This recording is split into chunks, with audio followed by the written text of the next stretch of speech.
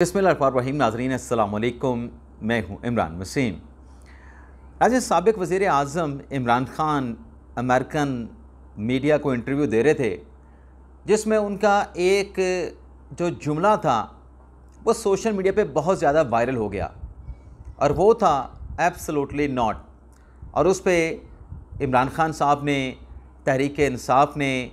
और पीटीआई के voter supporter ने बयानिया बनाया कि देखें, इमरान ख़ान साहब ने एब्सोल्युटली नॉट कह दिया।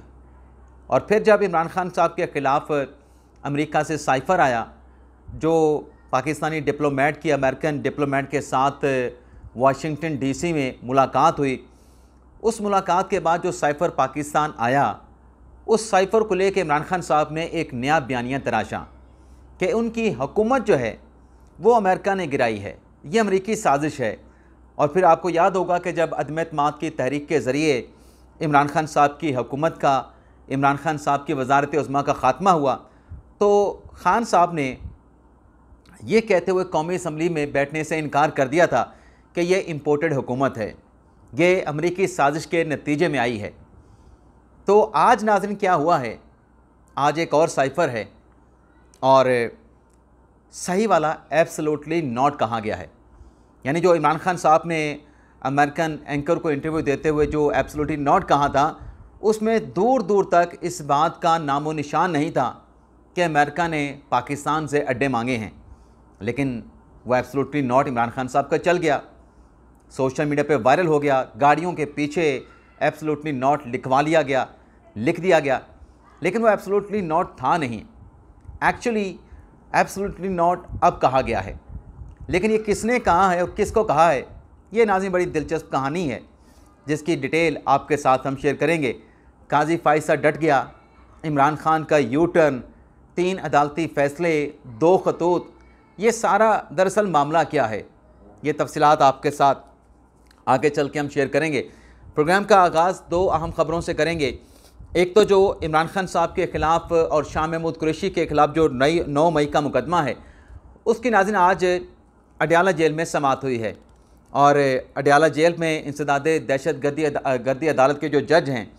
जनाब इजाज़ आसिफ साहब, मलिक इजाज़ आसिफ साहब, उन्होंने इस केस की समाअत की। इमरान ख़ान और शाह महमूद कुरैशी साहब कमरा अदालत में मौजूद थे और ख़ान साहब की तरफ से कुछ दरख्वास्तें दी गईं। एक दरख्वास्त दी गई कि मेरी बेटों के साथ बात नहीं करवाई गई। वैसे नाज़रीन, लोग सोशल मीडिया पर ये भी सवाल पूछते हैं कि पार्टी के लोग तो मुलाकात करने के लिए जाते हैं, ख़ान साहब की हमशीरगान भी मुलाकात के लिए जाती हैं, बुशरा बीबी साहिबा के रिश्तेदार भी मुलाकात के लिए जाते हैं, लेकिन कासिम और सलमान क्यों ख़ान साहब से मुलाकात करने के लिए अडयाला जेल क्यों नहीं आते? यहाँ पे जो ख़ान साहब के वोटर सपोर्टर हैं, उनके जो बच्चे हैं, वो कुर्बानियाँ दे रहे हैं, वो सफ़र कर रहे हैं, वो बर्दाश्त कर रहे हैं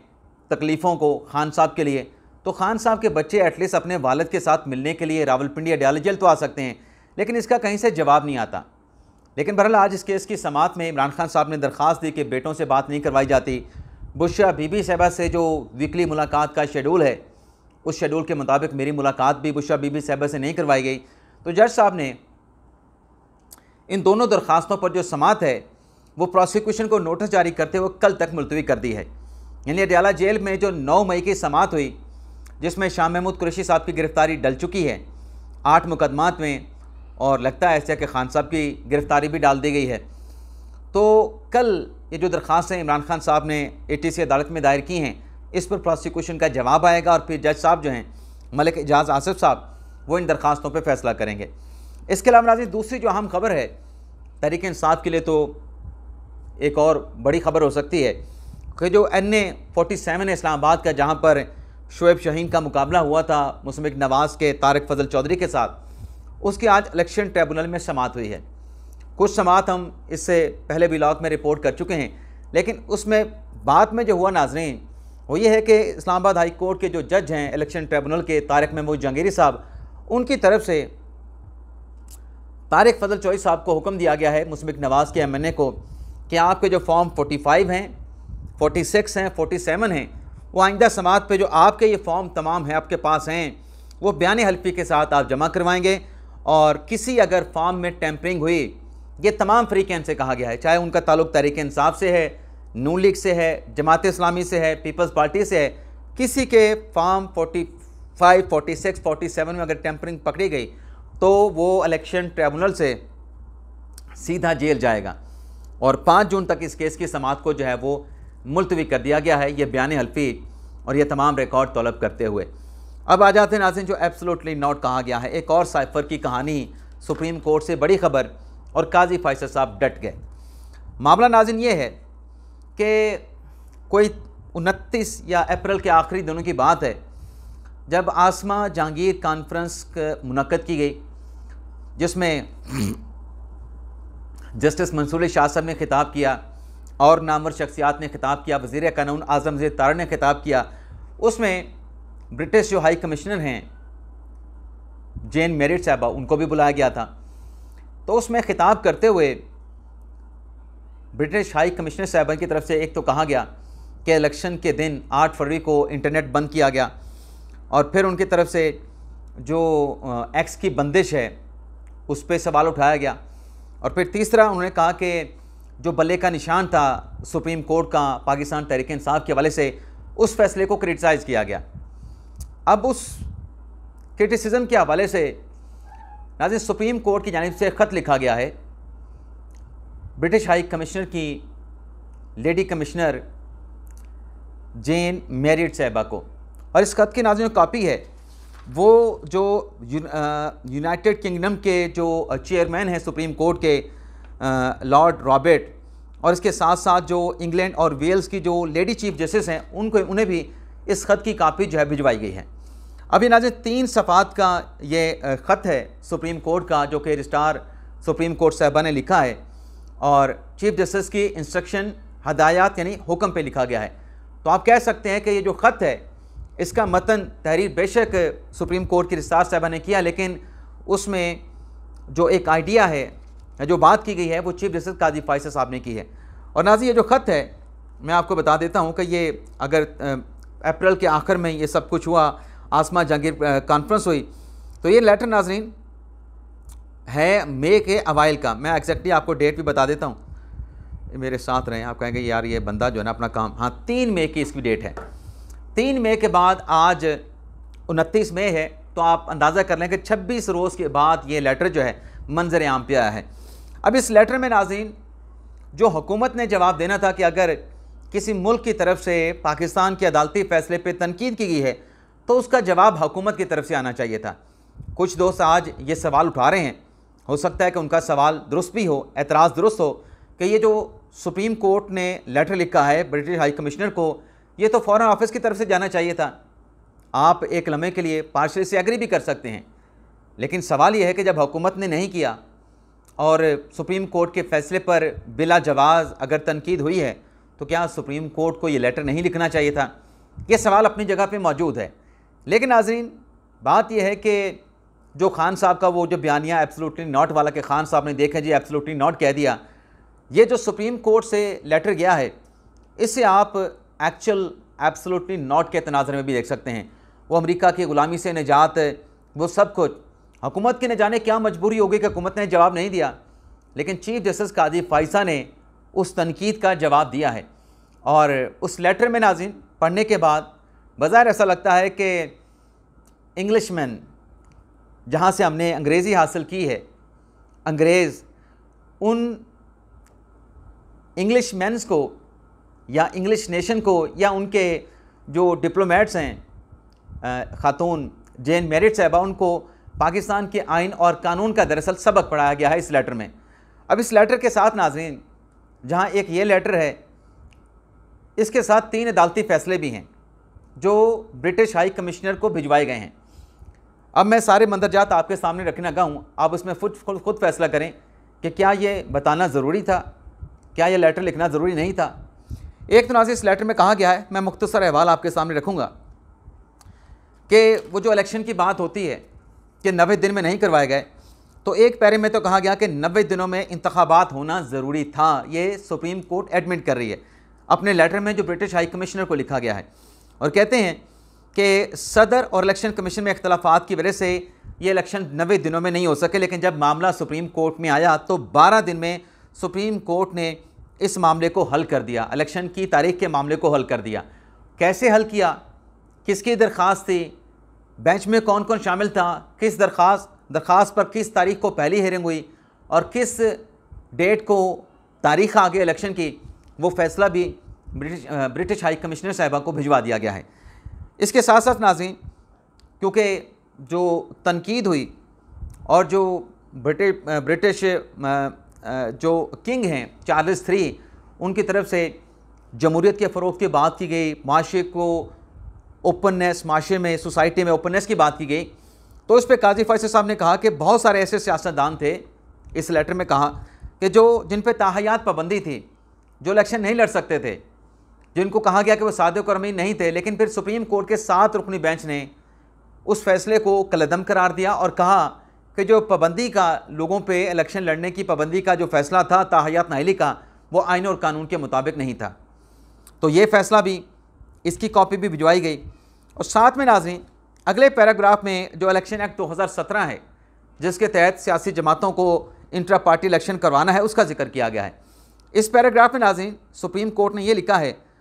कि इलेक्शन एक्ट के मुताबिक हर सियासी जमात का इंट्रा पार्टी इलेक्शन करवाना ज़रूरी है, और अगर इंट्रा पार्टी इलेक्शन सियासी जमात नहीं कराती तो वो पार्टी सिंबल की हकदार नहीं। इस पैरा में कहा गया है कि तहरीक इंसाफ ने ख़ुद भी इस कानून के बनने में अपना वोट दिया था, यानी जब यह कानून 2017 में बन रहा था, तहरीक इंसाफ ने इस शिक को वोट दिया था, इंट्रा पार्टी इलेक्शन वाले, और पूरे कानून को भी वोट किया था। आगे चल के लिखा गया कि जो सुप्रीम कोर्ट का फ़ैसला है, तहरीक इंसाफ ने इंट्रा पार्टी इलेक्शन नहीं करवाया, तो सुप्रीम कोर्ट का फ़ैसला आइन और कानून के मुताबिक है, तो आपकी जो तनकीद है वो बिला जवाज़ है, अनजस्टिफाइड है, और इस फैसले की कापी बल्ले के निशान के फैसले वाली कापी भी ब्रिटिश हाई कमिश्नर साहिबा को भिजवाई गई है कि आप ये फ़ैसला पढ़ लें, इसमें आइनी और कानूनी हवाला जात को पढ़ लें, और चाहें तो आप ख़ुद निकाल के देख लें कि क्या वो फ़ैसला जिस पे आपने तनकीद के बल्ले के निशान के हवाले से कि तहरीक इंसाफ को बल्ले का निशान नहीं मिला, तो क्या ये फ़ैसला आइन और कानून के मुताबिक नहीं। वैसे नाज़रीन, मैं आपको एक और चीज़ भी बता दूं, सुप्रीम कोर्ट की मेरी कुछ 3 से 4 जज के साथ मुलाकात हुई। वो जो बल्ले के निशान का फ़ैसला देने वाले जो बेंच था, जिसमें मोहम्मद अली मजहर साहब से मुसर्रत अली साहिबा थी, अल्लाह ताला मुसर्रत अली साहिबा को जल्द से एहतियाब करे, उनका दूसरा प्रोसीजर होना है, तो अल्लाह करे कामयाबी के साथ हो और वो जल्द से एहतियाब हो के दोबारा सुप्रीम कोर्ट में वापस आएँ। तो उसमें उन 4 जज का कहना था, सवाल मुझसे पूछा कि इमरान साहब ये बताएं कि काजी फैसल साहब पे लोग क्यों तरगीद कर रहे हैं, उनको क्यों टारगेट कर रहे हैं। मैंने कहा जी मैं कुछ नहीं कह सकता, मुझे नहीं खुद समझ नहीं आती। उन्होंने कहा कि एक फ़ैसला काजी फैसल साहब का जो भी आपको लगता है वो निकाल लें, साथ में कानून रखने, आइन लिखने, एक फ़ैसला बता दें जो काजी फैसल ने आइन और कानून के मुताबिक दिया हो। मैंने कहा जी मैं इस पर आपके साथ क्या मुकाबला करूँ, जो लोग बात कर रहे हैं उनके दिल का गुबार भी हो सकता है, दिल की भड़ास भी हो सकती है, दिल का दर्द मतलब पेट का दर्द हो सकता है, पेट की भड़ास, दिल की भड़ास हो सकती है, और बहुत सारी चीज़ें हो सकती हैं, लेकिन मैं इसका जवाब जो है वो एक्यूरेट आपको नहीं दे सकता। तो इस फैसले में नाज़रीन, इस लेटर में अब सुप्रीम कोर्ट ने बरतानिया के लेडी हाई कमिश्नर से कहा है, जेन मेरिट साहिबा से, कि आपकी तनकीद बिला जवाज़ है। और फिर कहा गया कि सुप्रीम कोर्ट में जब काजी फैसल आए तो अदालती कार्रवाई को लाइव दिखाना शुरू किया गया, ये भले के निशान वाला मुकदमा भी लाइव दिखाया गया, और खुले मुआशरे की ज़रूरत पर जो ज़ोर दिया गया है, तो हमने तो सुप्रीम कोर्ट ने मालूमात तक रसाई का हक भी दे दिया है, और वो जो फ़ैसला है मालूमात तक रसाई का, उसकी कॉपी भी ब्रिटिश हाई कमिश्नर को भिजवाई गई कि आप ये फ़ैसला भी पढ़ लें। और फिर नाज़रीन, इसमें फिर बरतानिया के माजी के वाक़यात का हवाला दिया गया कि 1953 में कैसे ईरान की हुकूमत का ख़ात्मा और ईरानी तेल पे कब्ज़ा करना का जो वाक़या हुआ, और फिर नौ आबादकारी के हवाले से उसकी भी बात की गई, नौ आबादियाती निज़ाम की। और फिर आगे चल के जो मुझे लगता है कि इशारा इस ख़त में जो दिया गया है वो फ़लस्तीन का दिया गया है कि आबादकारी की नस्ली बर्तरी की बात लेटर में की गई है कि आबादकारी की नस्ली बर्तरी नहीं होनी चाहिए, और हज़ारों बच्चों और हज़ारों मज़ीद मासूम अमवात जो है वो बिला जवाज़ होंगी, इसको ख़त्म किया जाए। ये मुझे लगता है कि फ़लस्तीन की जानिब गालिबन इशारा किया गया, लेकिन ये कोई वाज़े तौर पे इस पैराग्राफ में नहीं लिखा गया कि ये, मतलब मेरी कोई हिस्ट्री इतनी अच्छी नहीं है, तो लेकिन मेरा अंदाज़ा है कि ये उसी जानिब बात की गई है। तो आगे चल के फिर सुप्रीम कोर्ट ने लिखा कि हमने तो अपनी माजी की गलतियों का इदराक किया है, अजाला किया है, एतराफ़ किया है, तो नस्ली बर्तरी की नापाक जो तस्वीर है उसको ख़त्म करें और बरतानिया भी अपनी गलतियों का एतराफ़ करे। तो ये नाज़रीन लेटर जो है इसकी कापी, जैसे मैंने पहले कहा कि जो लॉर्ड रॉबर्ट हैं यूके के, यूनाइटेड किंगडम के चेयरमैन सुप्रीम कोर्ट के, उनको भेजी गई है, और लेडी जो चीफ़ हैं इंग्लैंड और एंड वेल्स की, उनको भी इसकी कॉपी भेजी गई है। तो एक तो नाज़रीन ये लेटर और उसके ऊपर काजी फैसल साहब जो अपना फ़ैसला है, जो उनके साथी जजेस के उनके साथ सिग्नेचर हैं, बल्ले के निशान के हवाले से उस फैसले पर डट गए हैं। लेकिन नाज़रीन इमरान खान साहब ने यू टर्न ले लिया है। कैसे यू टर्न लिया नाज़रीन? एक खान साहब का कोई आर्टिकल छपा है, एक साफ़ी है, अब मुझे उनका नाम नहीं याद रहा, मैंने वो सारी मालूमात इकट्ठी की थी, अब इसमें मैं देख लेता हूँ कि वो एग्जैक्टली नाम क्या है उन साफ़ी का। उन्होंने कुछ सवालात भिजवाए थे पाकिस्तान तहरीक इंसाफ को कि इमरान खान साहब से इन सवालों का जवाब ले दें, और वो नाज़रीन जो आर्टिकल है वो छप गया है, एक वेबसाइट है उस पर यह आर्टिकल छपा है। यह है नाज़रीन ZTO.com.exclusive इमरान खान, तो उसमें यह छपा है। और अब इसमें मेहंदी हसन है गालिबन जिन्होंने ये सवाल जवाब भेजे। तो उसमें इमरान खान साहब से जो सवाल पूछे गए, पहला सवाल तो ये था कि पाकिस्तान में आपको लोग जो है वो एज ए मतलब एक मसीहा के तौर पे देखते हैं, क्या महसूस करते हैं आप, या आपके मिशन में ऐसी क्या ख़ास बात है, उसमें आपका जो मिशन है मजहबी है या मुक़द्दस मिशन है? तो खान साहब ने कहा कि खुदा ने मुझे सब कुछ दिया है, दौलत दी है, शोहरत दी है, और मेरे लोग जो मुझे चाहते हैं वो जानते हैं कि मैं झूठ नहीं बोलूँगा, किसी रकम के एवज़ में ख़रीदा नहीं जाऊँगा या अपने मौके को तब्दील नहीं करूँगा, और ऐसी ज़िंदगी में अपने वोटर सपोर्टर को दिखाता हूँ जिसके वो मुस्तहिक हैं, और मेरा अपने सपोर्टर के साथ जो ताल्लुक़ है वो खान साहब ने कहा कि बड़ा मजबूत है। फिर उनसे पूछा गया कि क्या इलेक्शन के नतीजे में जो हुकूमत बनी आप उसको तस्लीम करते हैं? तो खान साहब ने जवाब दिया कि मुश्किल से नून लीग जो है वो 17 सीटें हासिल कर पाई। प्री पोल जो धांधली थी इलेक्शन से पहले वो सबके सामने वाज़ेह थी, ये नाजायज़ हुकूमत है, और शनाख्त ख़त्म करने के बावजूद भी, तहरीक इंसाफ को दबाने और शनाख्त न करने के बावजूद भी हम जीत गए, और 2 दिन इनको इलेक्शन नताइज को चेंज करने में लगे। तो खान साहब कहते हैं कि धांधली की पैदावार हुकूमत है। फिर उनसे ये पूछा गया, खान साहब ये बताएं कि आपको क्या किसी बात का पछतावा है? तो खान साहब ने कहा कि जो जनरल बाजवा के ऊपर ट्रस्ट करना, ये मेरा मतलब इसके ऊपर मुझे रिग्रेट है, मैं पछताता हूँ कि मुझे जनरल बाजवा पे जो है वो ट्रस्ट नहीं करना चाहिए था। फिर उनसे पर्टिकुलर सवाल हुआ कि आपने अमेरिका का और भारत का मुकाबला किया, और सऊदी अरब का, UAE का और चाइना का भी जिक्र किया गया, और उनसे पूछा गया, यानी सवाल ये था कि आपके साथ कोई नहीं खड़ा। तो इसमें इमरान खान साहब ने कहा कि मैंने तो कानून की हुक्मरानी की जद्दोजहद की है, और अगर हमारे मुल्क में इक्वलिटी होती, बराबरी होती, मसावत होती, तो मेरे जैसा शख्स जो है वो, खान साहब ने कहा कि वो सियासत में ना आता। खान साहब ने कहा कि हुकूमत के ख़ात्मे के बाद भी मैंने इंटरनेशनल लीडर्स के साथ अपने ताल्लुकात को कायम रखा, और दुनिया ये जानती है कि फ़ौज को एक दुनिया जो है एक मुस्तहकम ताकत के तौर पे, क़ुव्वत के तौर पे देखती है। खान साहब ने कहा कि उनके लिए हो सकता है कि फ़ौज के लिए बात करना मुश्किल हो, मुझे इस पर कोई एतराज़ नहीं, लेकिन दुनिया को जमहूरियत और 25 करोड़ आवाम के लिए आवाज़ उठानी चाहिए। हमारा मैंडेट जो है वो मैंडेट जो है चुराया गया है। यहाँ पर नाज़रीन जो ये पूरा जो मजमून छपा है, जिस भी वेबसाइट पे, सोशल मीडिया प्लेटफॉर्म पे, अब इसमें खान साहब ने वो जो अमरीकी बयानिया वाला जो नैरेटिव बनाया, अमरीकी साजिश वाला,